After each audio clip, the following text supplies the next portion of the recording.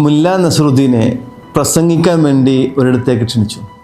അദ്ദേഹം സദസ്സിനോട് ചോദിച്ചു, നാം ഇവിടെ ചർച്ച ചെയ്യുന്ന വിഷയത്തെക്കുറിച്ച് നിങ്ങൾക്കറിയാവോ?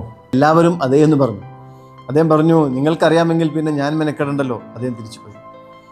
അടുത്ത ദിവസം വീണ്ടും അദ്ദേഹത്തെ കൊണ്ടുവന്നു. ഇതേ ചോദ്യം ചോദിച്ചപ്പോൾ രണ്ടാമത്തെ ദിവസം പറഞ്ഞു, ഞങ്ങൾക്കറിയില്ല. അപ്പോൾ അദ്ദേഹം പറഞ്ഞത്, വിഷയം എന്താണെന്ന് പോലും അറിയാതെ നിങ്ങളോട് ഞാൻ എന്ത് പറയാനാ, അതുകൊണ്ട് ഞാൻ പ്രസംഗിക്കുന്നില്ല എന്ന് പറഞ്ഞ് തിരിച്ചുപോയി.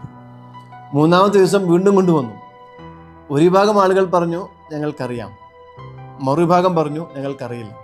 അപ്പം മുല്ല പറഞ്ഞു, അറിയുന്ന ആളുകൾ ഇവിടെ ഉണ്ടല്ലോ, അവർ അറിയാത്തവർക്ക് പറഞ്ഞു കൊടുത്താൽ പോരെ, അതുകൊണ്ട് ഞാൻ മെനക്കെടേണ്ട കാര്യമില്ലല്ലോ. അദ്ദേഹം തിരിച്ചുപോയി. മൂന്നാമതും സംഘാടകർ അദ്ദേഹത്തെ കൊണ്ടുവന്നു. അപ്പോൾ മുല്ല ചോദിച്ച ചോദ്യങ്ങൾക്ക് ആരും മറുപടി പറഞ്ഞില്ല. പറഞ്ഞാൽ അബദ്ധമായപ്പോൾ എന്ന് കരുതിയിട്ട് ആരും ഒന്നും പറഞ്ഞില്ല. മൂന്നോ നാലോ തവണ ആവർത്തിച്ച ചോദ്യം, മറുപടിയില്ല. അവസാനം ഊമകളായ ഇവരോട് ഞാൻ എന്ത് പ്രസംഗിക്കാനാണ് എന്ന് പറഞ്ഞിട്ട് അദ്ദേഹം തിരിച്ചുപോയി എന്ന്. ജീവിത പാഠങ്ങൾ സ്വയം പഠിക്കേണ്ടതാണ് എന്ന വലിയ സന്ദേശമാണ് മുല്ല ഇവിടെ നൽകുന്നത്. അക്കാദമിക വിദ്യാഭ്യാസവും ജീവിതവും രണ്ടായി എന്നതാണ് ഇന്നത്തെ ഏറ്റവും വലിയ പ്രശ്നം. വിദ്യാഭ്യാസത്തോടൊപ്പം മൂല്യവിചാരവും ധാർമ്മിക ബോധവും ചേരുമ്പോഴാണ് അത് ഫലപ്പെടുന്നത്. കണക്ക് പഠിച്ചയാൾ അതിൽ വെള്ളം ചേർക്കുന്നത് വിവരമില്ലാത്തത് കൊണ്ടല്ല, അതിൻ്റെ കൂടെ ചേരേണ്ട മൂല്യവിചാരം ഇല്ലാത്തത് കൊണ്ടാണ്.